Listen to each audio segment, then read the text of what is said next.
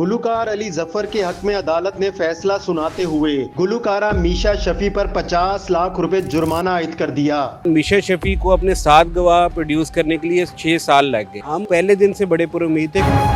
गुलूकार अली जफर मीशा शफी से कानूनी जंग जीत गए हैं। ये कानूनी जंग क्या थी और अब अदालत की जानिब से मीशा शफी को कितना जुर्माना आयद किया गया है, इस पर बात करते हैं। हमारे साथ मौजूद हैं एडवोकेट उमर तारिक गिल। उमर साहब, ये बताइएगा, आप अली जफर साहब के वकील हैं और ये सारा केस आप देख रहे थे, ये कितने साल से केस चल रहा था और अब अदालत की जानिब से जो मीशा शफी के ऊपर जुर्माना आयद किया गया है उसकी रकम कितनी है? बेसिकली 2018 में मीशा शफी ने अली जफर के ख़िलाफ़ सेक्शुअल हरासमेंट एलिगेशन लगाए थे, जिसको अली जफर ने उसी दिन कैटेगोरिकली डिनाई किया था और कहा था कि मैं लीगल फोरम पे अपनी जंग लड़ूंगा।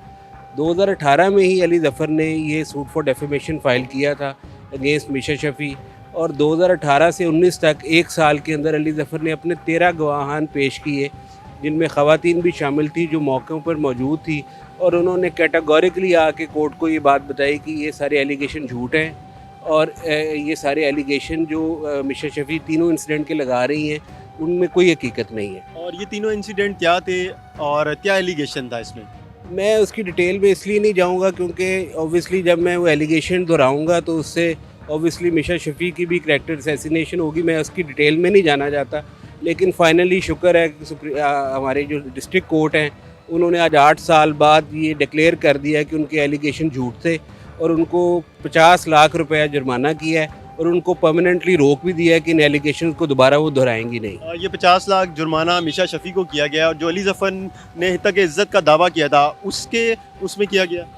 अली जफर ने जो हत्या इज़्ज़त का दावा किया था उसमें उसको जो डैमेज हुआ है, वैसे तो डैमेज करोड़ों में हुआ है, लेकिन कोर्ट ने 50 लाख रुपया अली जफर को अदा करने के लिए मीशा शफी से कहा है हर्जाने के तौर पे। और हर्जाने का जो रकम थी जो आप लोगों ने दावा किया हुआ था वो कितना था?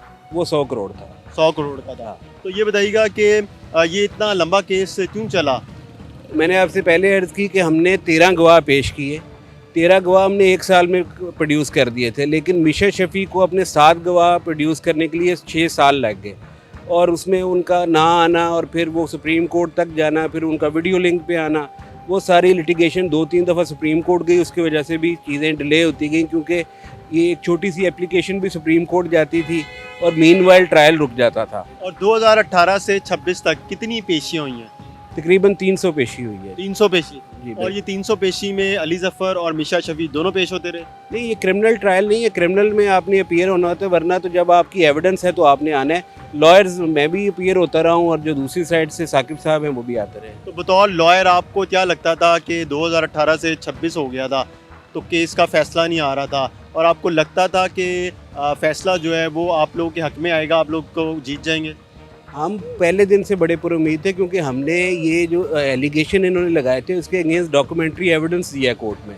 हमने वो व्हाट्सएप मैसेजेस दिए हैं, हमने वो पिक्चर्स दी हैं, हमने वो तमाम डॉक्यूमेंट्स दिए हैं जो डायरेक्टली डिनाई करते हैं इन एलिगेशन को और ये साबित करते हैं कि एलिगेशन झूठ थे। और जो इल्ज़ामात लगाए गए थे उसके बरक्स मीशा शफी और उनके वकील कोई भी चीज़ साबित नहीं कर सके।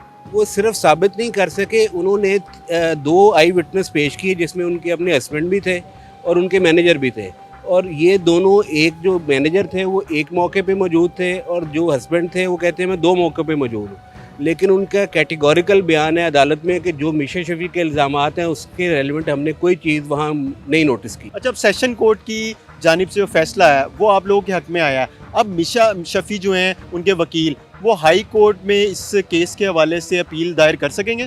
जी बिल्कुल, उनके पास राइट है अपील दायर करने का, लेकिन ये ट्रायल फिनिश हो गया है और कोर्ट ने ये डिक्लेरेशन दे दी है कि जो एलिगेशन थे वो बेस्ड ऑन ट्रूथ नहीं थे बल्कि फॉल्स थे और डेफेमेटरी थे और अली की रेपुटेशन उससे मिलाइन हुई है।